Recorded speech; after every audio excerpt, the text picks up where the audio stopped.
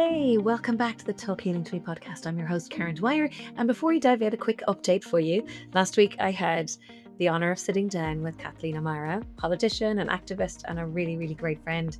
And it was a really good conversation. So good, in fact, we split it into two. So her full episode drops this coming Monday. And next week, I'll be giving you a recap with the top 10 takeaways that you can possibly apply to your own life. So make sure you're subscribed because you don't want to miss it.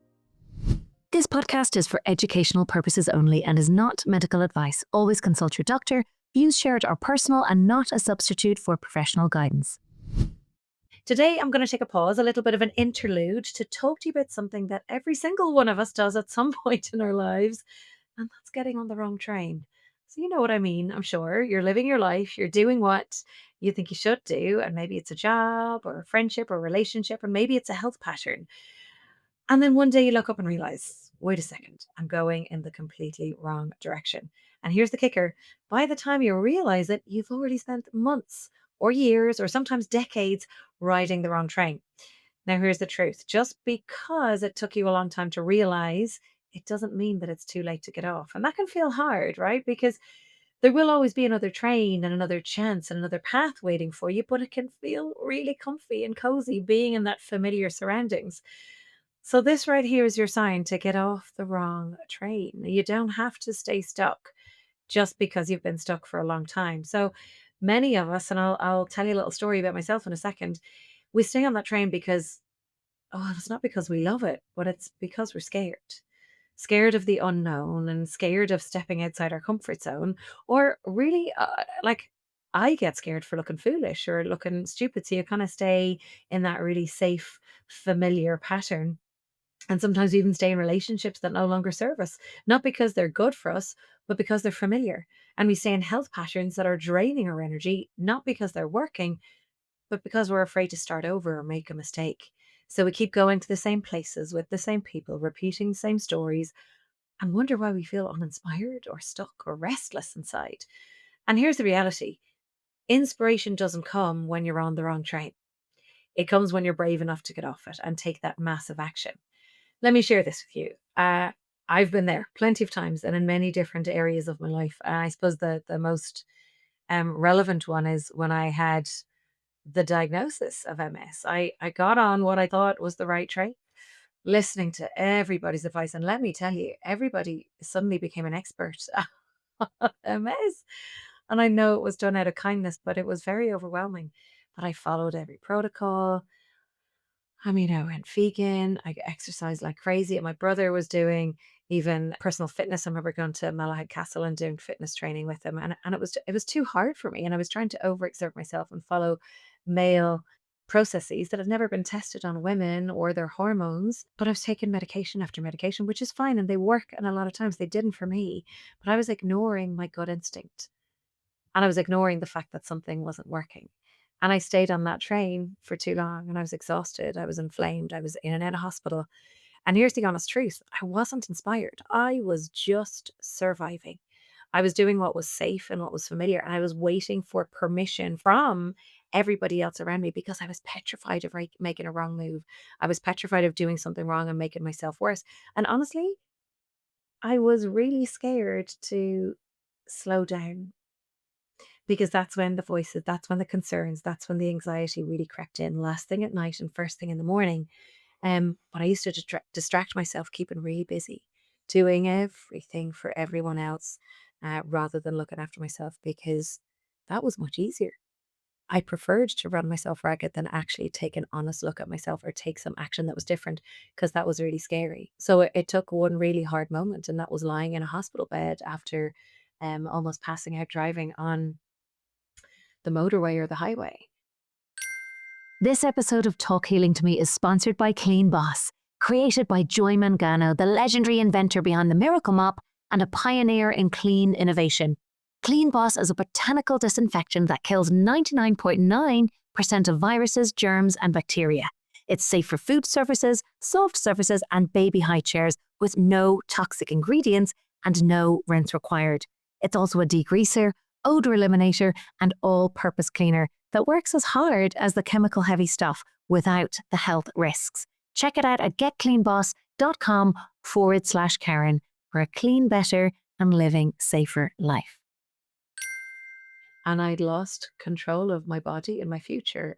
And that was the moment I said, okay, this is the wrong train. I've got to do something differently. And it was scary. It was really, really scary. I had no map, I had no plan, and like no guarantee that I was going to get anywhere better, but I knew I couldn't keep going in the same direction. So I stepped off.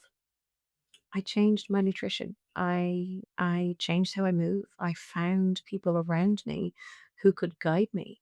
And I really started surrounding myself with people who lifted me up instead of keeping me small, because we don't recognize the people around us have such a profound impact, and their beliefs and their anxieties and their worries then project onto each person. And that's really hard. And it's quite subtle. It can be quite subtle. And then some people are really loud about it, oh, I'm worried.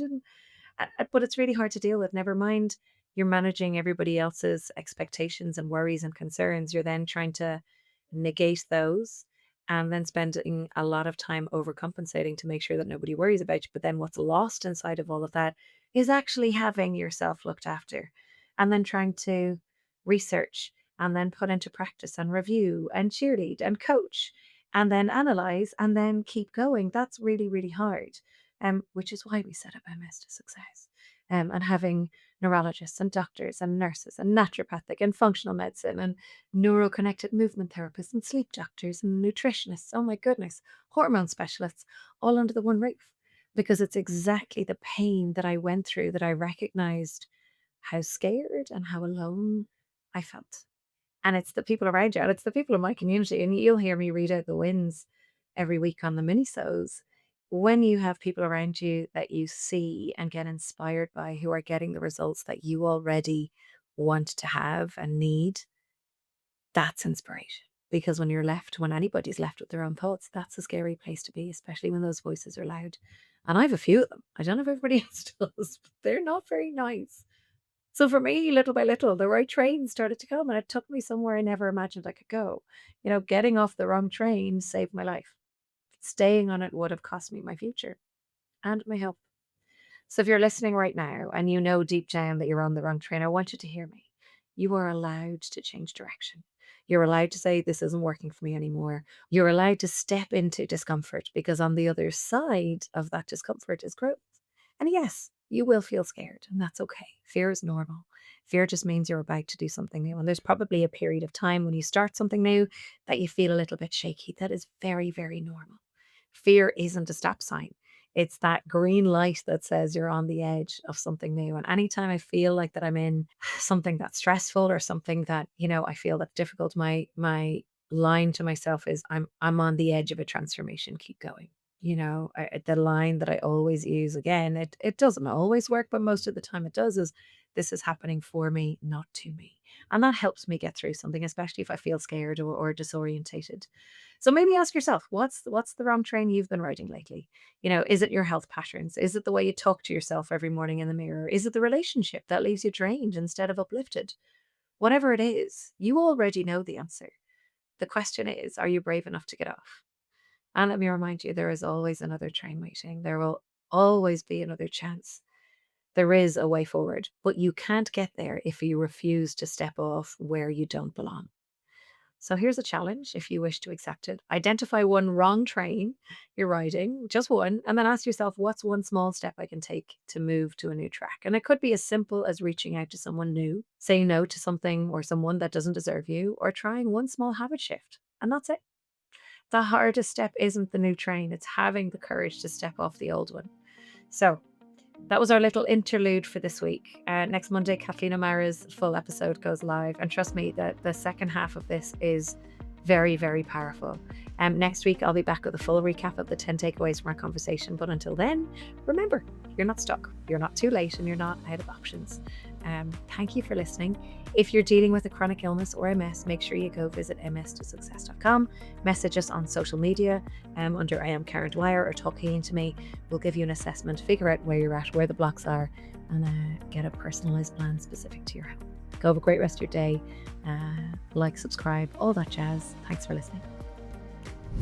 Thank you to our sponsors of this episode. You can visit getcleanboss.com/Karen. And also a thank you to our video and podcast producer and editor Aoife McNamara at Imagine Media. Thank you.